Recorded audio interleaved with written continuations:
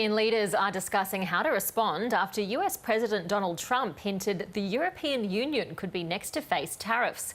The 27-member bloc has condemned President Trump's decision to impose tariffs on Canada, Mexico and China and has warned it will respond firmly if it also becomes a target. Deutsche Welle correspondent Thomas Sparrow joins us now from Berlin for more on this. Thomas, thanks so much for your time. What would this firm reaction look like?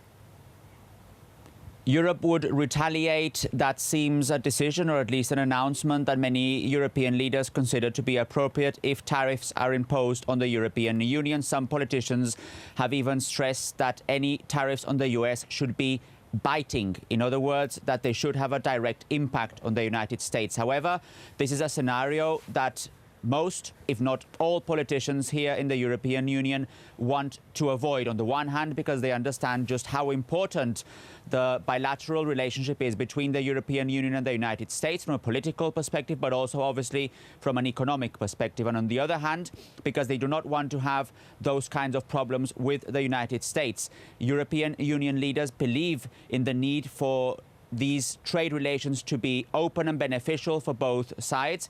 And what they're focusing on is to have early discussions with the Trump administration so as to prevent these tariffs from actually happening.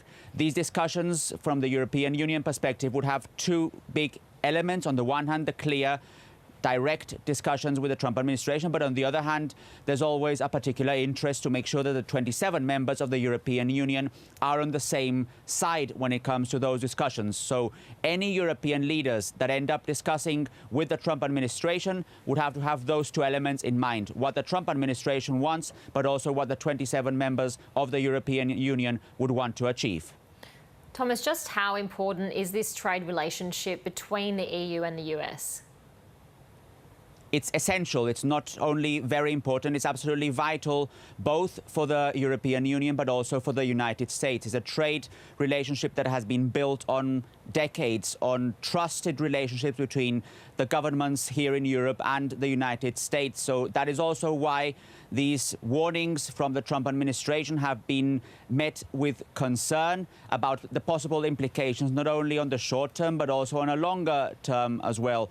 And it's important to also mention that the relationship between Europe and the United States is not only one based on trade or on economic relationship, it's also one that has very clear political components. So any disruptions to that relationship, for example, when it comes to trade, would undoubtedly also have an impact on the political discussions, and political relationships are now absolutely essential when it comes, for example, trying to find a solution to the war in Ukraine, or discussing possible solutions to the war in the Middle East, or other international conflicts that are important both for Washington and for Brussels as well. The EU leaders have also been talking about Donald Trump's purported plan to take over Greenland. How are they planning to protect it?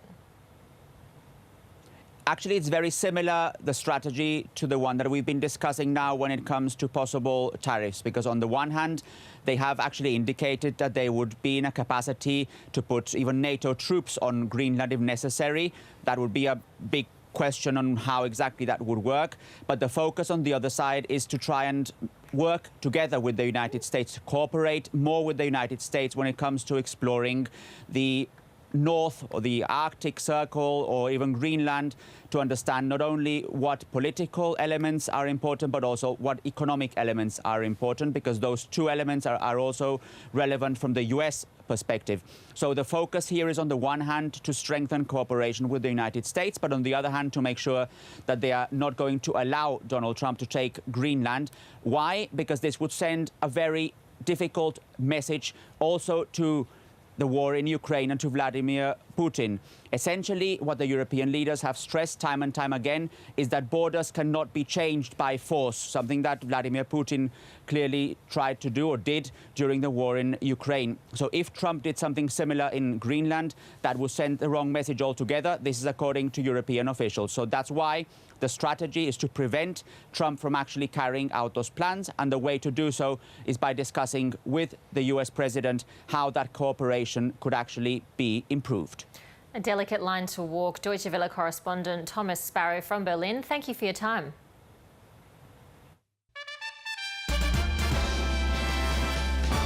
Hello, you're watching ABC News. Here are our top stories. Egypt and Jordan have categorically rejected US President Donald